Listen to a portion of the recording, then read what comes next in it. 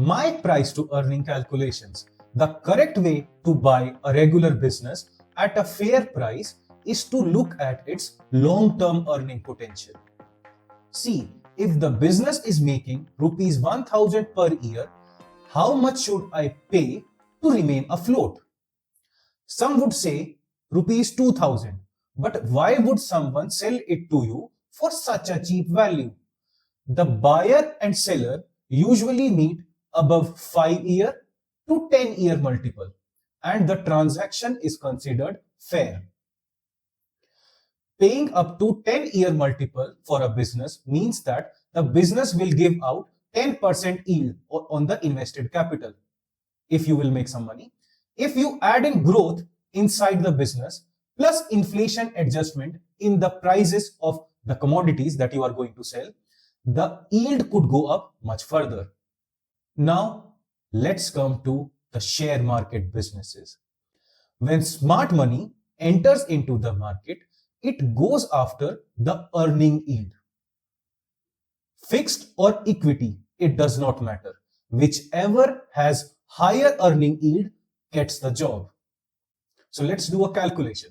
Let's take LHS left hand side as fixed earning yield and RHS the right hand side will be equity earning yield. Let's equate. LHS will be India 10-year government security. That is currently 6.8%. That means for every 100 rupee, we will get rupees 6.8 back as interest. So, using 100 rupee, we are earning 6.8.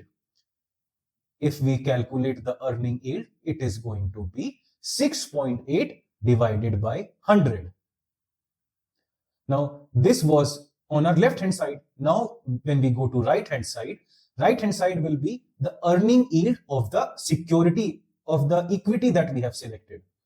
This will be calculated by the formula earning per share of the company divided by price of one share of the company.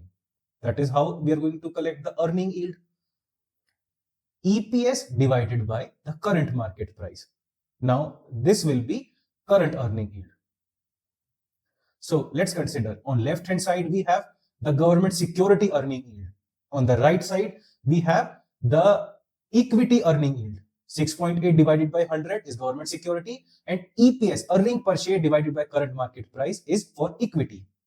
So, if we invert it, that means CMP will go in the numerator and EPS will go in the denominator.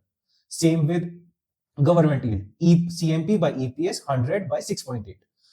We know CMP by EPS is what we call price to earning ratio. What is PE? PE is CMP by EPS, current market price divided by EPS. So 100 divided by 6.8 will calculate the fair PE value based on the fixed return yield of the nation, the guaranteed yield. This PE value can be considered as fair for the current EPS of the stock, whatever the earning per share the stock is making. So now comes the best part, that is buying at discount. We want discount from this level also. This is the fair PE that we can give to a company. Real discount starts when the price go below this level. See, there is always something you learn. The more discount you get, the more margin of safety will be added. Now comes the concept of margin of safety. This is why we need margin of safety. We want discount on the fair value. Let's take an example of my own stupid mistake.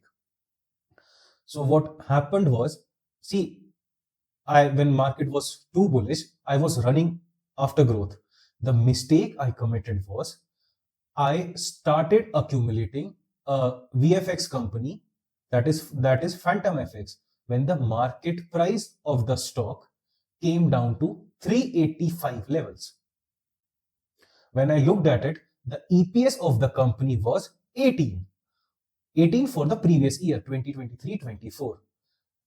The 10-year GSEC yield at that moment was 7%. Okay, let's calculate. Where should I have put my money? This equity that I invested in or the GSEC yield? the fair PE for the 7% GSEC yield was 100 divided by 7, 14.3. So was the company available below or at 14.3? No. Whereas going by the hype of the company and the VFX sector, the company, what I saw, the company was available at 35% discount, almost 35% discount from its all-time high.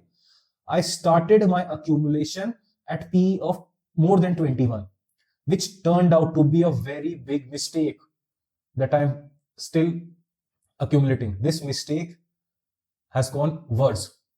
See, the current situation with no margin of safety inside, because I accumulated the stock at 21 PE, margin of safety starts below 14 PE.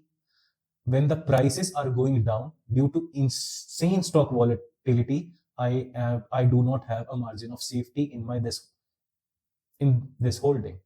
See, currently, if you see, my holding is down minus 38% from my buying levels. So my money is down minus 38%. It is currently trading at less than 14 times multiple. Yesterday, it went below 14 times multiple. This 7% difference between current PE and the PE that I started with when I started accumulating has costed me minus 38% in my wealth. And I can imagine that it would have been orgasmic if I started adding phantom FX right now. With the increased margin of safety, since fair PE, if we calculate by the government security 10-year yield, has climbed up to 14.7. Since government security has declined to 6.8% yield, I would be getting a 20% plus CAGR at a less than 14% PE stock. That is coming with added margin of safety, because the company is still growing 20%, 15 to more than 15 to 20%. It is available at 14 PE. Hence, I can surely say the veterans are right. Veteran stock market investors, when they say don't chase after the stocks and let the stock come to you. Let the hunt come to you. Don't go after the hunt. Wait for them at your levels so that you can start accumulation. Never run after something. Just remember, never run after something. Whatever you are running behind will always be running ahead of you. You reach the railway station late, the train is moving on the station, and you are running Superman type. And by chance your leg slips. Finish. Twice it happened to me. With Shatabdi. I reached the place station, Shatabdi was just slowly moving. People said to me, run. I said, no. Next train. There is no need to run. Whenever you run behind a thing, it always moves ahead of you.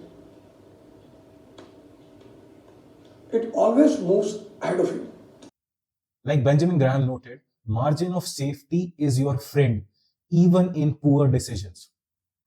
See, the stock with margin of safety inbuilt could be held for years because they don't show up much of the losses because you are already buying it at such low prices. If you have purchased the company at already low prices, it gives you more holding power to remain invested. And as we all know, long-term investors make money by remaining in the investment. It helps the management of the company to take some more sustainable long-term decisions that would lead to more profits for decades. Thank you for watching. Have a nice day. Please subscribe to the channel. Thank you.